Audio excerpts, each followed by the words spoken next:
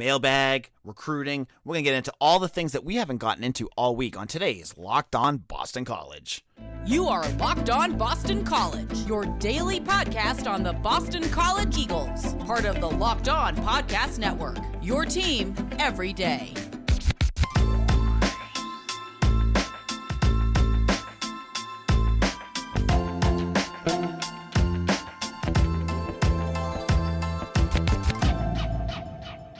This is Locked On Boston College. I am your host and mailman, AJ Black. On today's show, I'm going to go through the mailbag. Some of you had some great questions that we're going to get into today.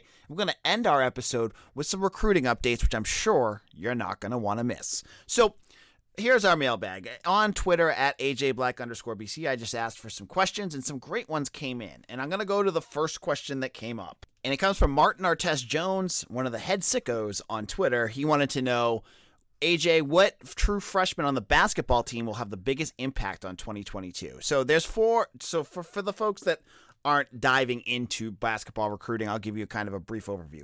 There are 2 4-stars coming in. That's DJ Hand. He's a guard from, I believe it's from Virginia, and Prince Aligbe from Minnehaha. I had to say that name. I love that name. Minnehaha, Minnesota, another 4-star. Forward, he's more of a wing for the Eagles. Then on top of that, they have defensive-minded combo guard Chaz Kelly from Texas/Pennsylvania and Canadian big man Armani Mighty. Armani Mighty is about 6'10", big kid with a really high upside. And I love what Mighty could do, but will he be a major contributor this year? I don't think so. He wouldn't be my pick because I think he's a little bit more on the raw side. I'm sure we'll see him play, but I'm guessing it's going to be as that second or third big man on the roster. So I'm not going to go with Mighty on this one. Now the guards, Donald Hand definitely could be the answer for this, but I'm not going to pick Hand for this, even though I think he'll be one of the first guys off the bench and really be an effective scoring guard, something that Boston College desperately needed last year. Actually, he probably won't be the first guard off the bench. I think that'll be Mason Madsen, the transfer from Cincinnati, but he'll be one of the first guys off of the bench, and I think he could be a nice scoring threat for BC. When I look at needs on this team, I look at these 4 guys coming in. Chaz Kelly will be nice off the bench, but he's more of a defensive-minded guard. I look at Prince Aligbe as something that Boston College needs, as something that there isn't a strong answer for this on this roster. They don't have a guy like Aligbe out there, and he's played on a very good team. The team he played for had one of the number one top recruits in the country on his team. They're a very good program. So even though he's from Minnesota, don't sleep on him because he's played for a very good program. He's probably the most polished, I would think, out of all 4 of them and ready to go. Now, last year, Grant, for a lot of the season went with 3 guards. He had DeMar Langford, Mekhi Ashton Langford, and Jaden Zachary, especially near the end of the season. Now, if he wants to go bigger next year and you're going to have different lineups that you're going to want to do against bigger opponents, and if that's what you think is going to put you in the best position to win against those teams, Aligbe could see himself in a bigger role. And on top of all of that, the fact that he's a scorer, a lot of those games that they were showing replays of or that you see, results of online, he's scoring 28, 30 points a game against good opponents. He's a scorer, just like Hand is, but at a position Boston College desperately needs. They need basically a small forward if you're going to use NBA terms. And that's exactly what he does. Because then you could roll out a whole bunch of different lineups and get him in there in different positions, right? You could use any of the 2 guards. You could, do either the Ashton Langford brothers or Jaden Zachary. You can, sit one, put the other ones in, depending on what you need. Throw him in at the 3, boom. And then you have Quentin Post and TJ Bickerstaff on top of that. So I think for me, my guess, and, I haven't had a chance to get to practices yet. That's coming up hopefully soon. Prince Aligbe for me is the guy I'm watching for this summer, excuse me. But Martin, thank you for the great questions, and thank you for the positive comments I've seen you've been leaving about my podcast. It really does mean a lot when I get good positive comments from everyone out there in the Twitter world. Our second question of the day comes from another super fan, Nick Kleppel, who I know has been listening to the show for quite a long time, who asks, fact or fiction, Alumni Stadium will be renovated or a new stadium within 10 years? Okay, so that's a 2-part question because I think one's fact and one's fiction. Fiction, I don't think Alumni Stadium's going anywhere in 10 years. I know some people want a new stadium, and believe me, I've seen all the tweets from certain people about a dome or whatever. That's not happening at Boston College. I know some people really want that. I just don't see it happening. I also don't see them tearing down Alumni. Given what they have, I think they'll be renovated. I think that's a fact. I think they'll continue to build, and I'm not sure what those renovations will look like. Of course, some of the big ones I've always joked about is the upper deck bathrooms. I'd love to see better luxury boxes in there. The luxury boxes definitely, if you have big time donors at Boston College, like BC definitely does, there's the guy from Merrill Lynch, I believe, is a BC grad. There's all these guys that with money that want to pay to come to these games and bring their clients with them. You want to put them in something special like you do at Gillette Stadium or even some of the college stadiums. I think that's a big one. Especially if they're looking to increase your donor relations, you're going to want good luxury boxes. So I think that'll be something they look at.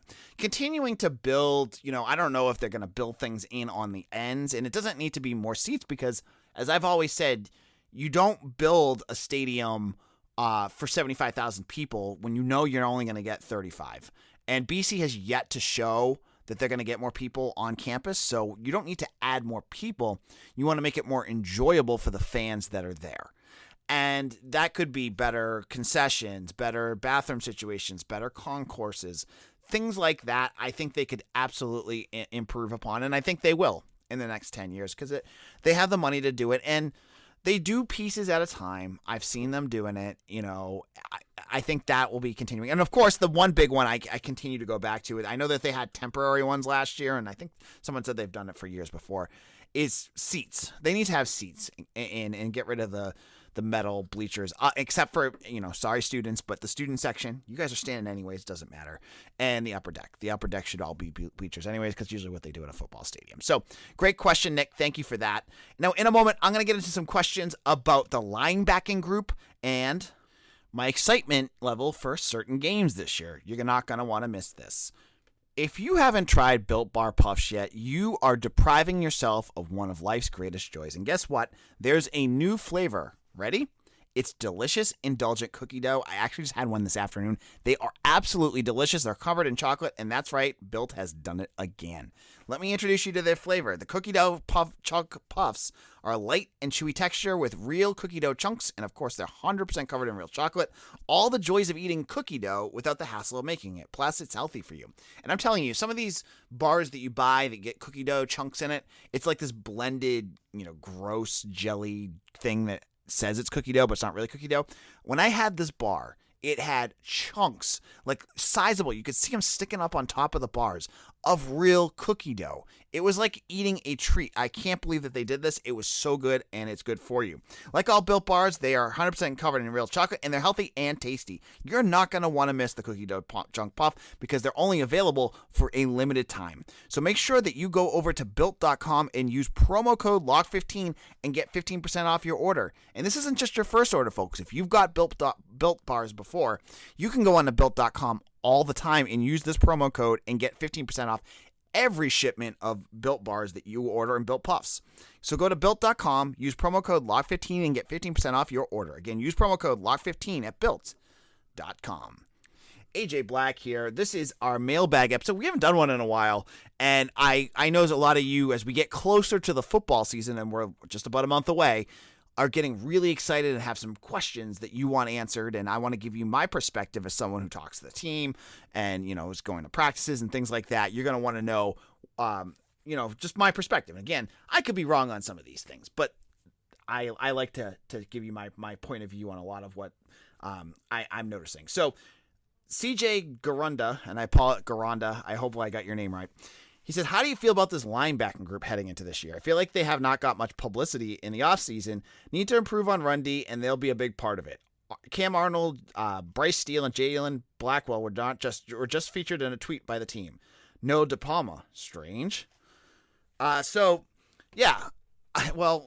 think it's strange. I don't know why they did that. I saw the same picture that BC football had their media day. For them, media day, it's a little different. They take pictures of the guys that, for the ones that you watch during the game, and they have the picture of like Djokovic after he makes a big play.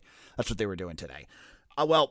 the linebackers, they had a picture of the three guys that was not including Vinny DePalma, which could be a little weird, but I still expect, as long as he's healthy, that Vinny DePalma is going to be a big part of this season. But it's a big year for this linebacking crew. As I said on yesterday's show, Cam Arnold is no longer the young guy on this roster. This is year 3 for Cam Arnold. He came here when Jeff Hafley started. I think he was either the first or second guy in that December to commit to Jeff Hafley after he was hired. They had him as a safety. They moved him to linebacker last year. He's the vet now. There's a lot on him. And you know what? To his credit, he did a lot last year. There's a website, PF Network, Pro Football Network 365. They do some good stuff. A lot of the guys, I know some of them listen to the show, and if you're listening, I do enjoy your work, and thank you for following along. They had a top 10 BC players for this upcoming season, and Cam Arnold, I think, was either 4 or 5. They're expecting a lot out of him, and I do too. He has once he understands the complexities of being a linebacker, and there's complexities, the understanding where you have to go and all that kind of stuff, he could be very good. I think he has the potential to be very good. And I like Bryce Steele even more. Bryce Steele, to me, plays that role of the explosive linebacker. Remember, he's got good speed. He was a safety with speed when he committed.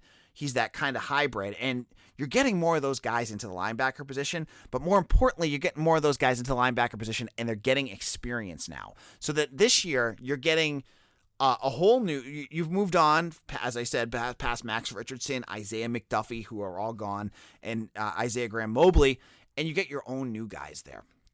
And I think these new style of linebackers, these faster guys up the middle, maybe not as big, but they're still big, that are going to be able to get around the field and hopefully help you against the run, just like CJ said. And more importantly as well, be effective against mobile quarterbacks. Because remember, on your schedule, you have Malik Cunningham and you have Garrett Schrader and a few other mobile quarterbacks that last year torched BC. So BC's got to be better against that. And it's going to start with the linebackers. But I have expectations they're going to take a big step this year. And again, as long as he's healthy, Vinny DePalma will have an important role in this offense, because you can have fast, quicker guys out there, but you still need thumpers. You need those downhill linebackers that can get in there and make big plays. And DePalma's very good at that, right? He may be limited in some of the speed things that you have to do, but what he does well. And I think he's going to have a valuable role with this defense, and he's going to make some big plays too. I think he's very much up there in terms of a valuable contributor at the linebacker position.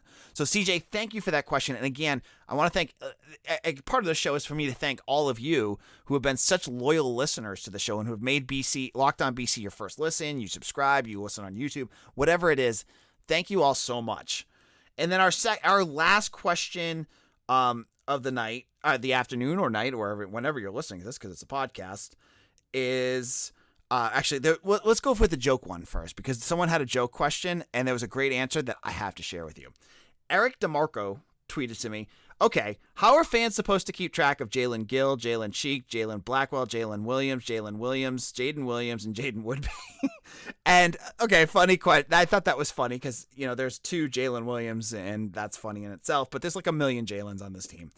But the funny response that we got back was from Jalen Gill, Boston College's wide receiver, who retweeted it with, "Mine's the only one spelled right, and I got the best number. I don't care about the rest. Or I don't know about the rest of them." And I thought that was great. So just a little bit of fun there. And thank you, Eric, and thank you, Jalen. And I know his family listens along too. So just thought that was a little bit of fun to add to our podcast today. But our last question comes from Donovan, and he calls himself the King Contreras, who wants to know, what football game are you most and least excited for, and why? And so I'm going to start with my least excited game for this season, and that is the University of Connecticut. Now, if this was a home game, I'd probably feel a little bit more excited about it, but I have to tell you, I hate Storrs, Connecticut. I do not want BC going back there. I have no interest in that. I'm probably not going to travel to that game just because I don't want to go. There's nothing to gain from this game. other than like allowing, just like, UMass had that nice breath of fresh air after Djokovic went down and they kind of battled for a while. It felt good for them, felt really cruddy for BC. I worry about that all the time against these teams.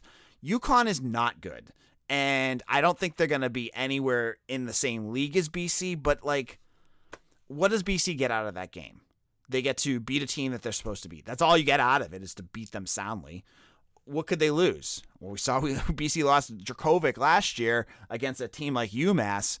I don't want to see that happen against UConn. I just want them to go in there, beat them quick, get the starters out, and just continue pounding them and get the heck out of stores. That's the game I'm least excited about. And it's not Maine. Maine, whatever. FCS schools can go out the window. That's not a fun answer. It's UConn for me. The game I am most excited about this season is the Clemson game.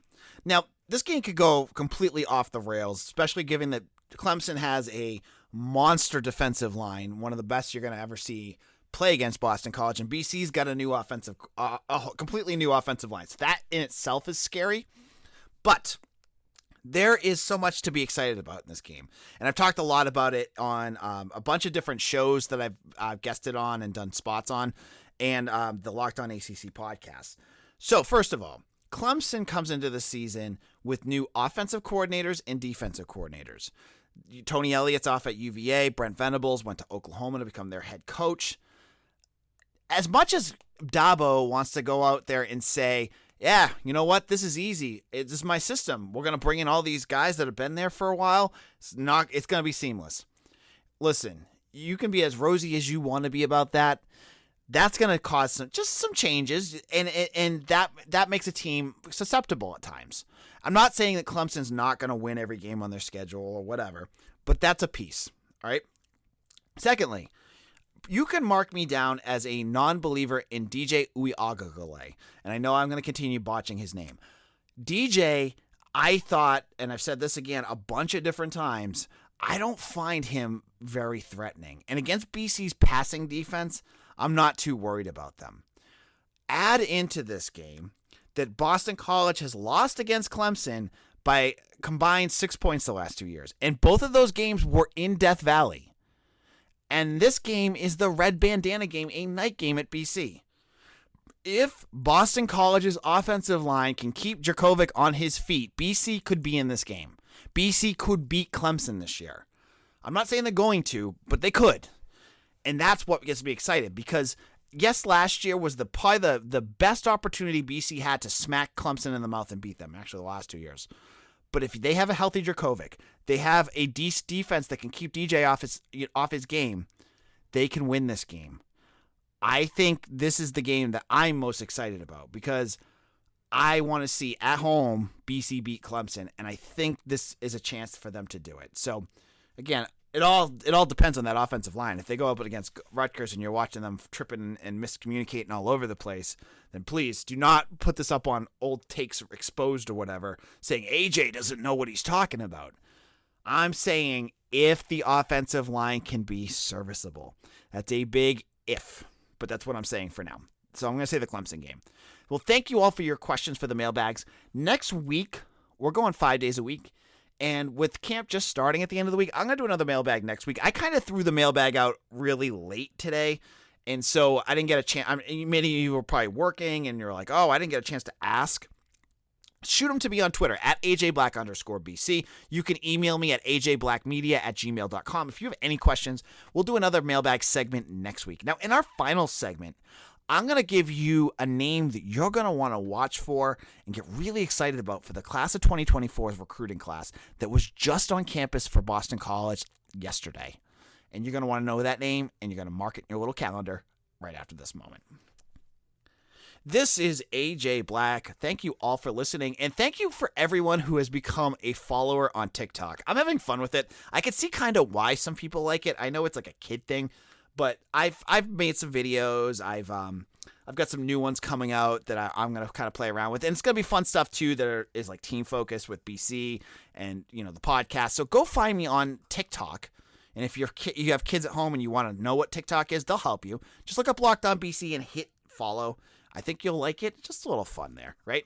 So on Thursday, Boston College had their second annual because of COVID the year before, recruiting barbecue. And what a recruiting barbecue is the opportunity for kids all over the Northeast. There wasn't kids from very far away they came onto campus. They met with the staff. They had food. They saw the facilities. I think they met some players. And it's an opportunity for BC to kind of form more stronger relationships with recruits and get that face-to-face time that's so valuable in college football recruiting. Well, BC had over 36 recruits on campus from as far away as I think Washington, D.C. and Pennsylvania and up to New York, Massachusetts. They had Connecticut. They had kids all up from the Northeast, right? And so if you go to my site, Eagle Insider, I have a whole list of every player that was there, every recruit, so if you want to know it. But I'm going to give you, my listeners, the biggest name that was there, the biggest name that you're going to want to watch for, and one that I think you're going to get excited about. And his name is Michael Van Buren. He is a class of 2024, so he's going to be a rising junior quarterback from St. Francis Academy. Now, if you've listened to our podcast or listened to my work, you know that St. Francis Academy is a major new pipeline Boston College has made in the DMV area. And that is because of the recruiting of assistant head coach and defensive backs coach Azar Abdul Rahim. Now, he is the defensive backs coach who is a master recruiter in that area. So Washington, D.C., Maryland, and Virginia. Well, St. Francis Academy is a powerhouse in that area. They win all sorts of titles down there. They put out a ton of college talent too. Boston College has landed quite a few. I think they are either at 4 or 5 right now that are either going to be on their roster or are on the roster, including projected starting cornerback CJ Burton, who was one of BC's highest rated recruits that they've landed in the last 10 years, and offensive lineman Jude Bowery, who we talked about on yesterday's show as a guy you want to watch for. Well, Michael Van Buren is their quarterback, and he's a 4-star quarterback ranked as a top 100 in the country with offers from everywhere, including Alabama, Penn State, Michigan, you name it, he has an offer from it. He was on campus.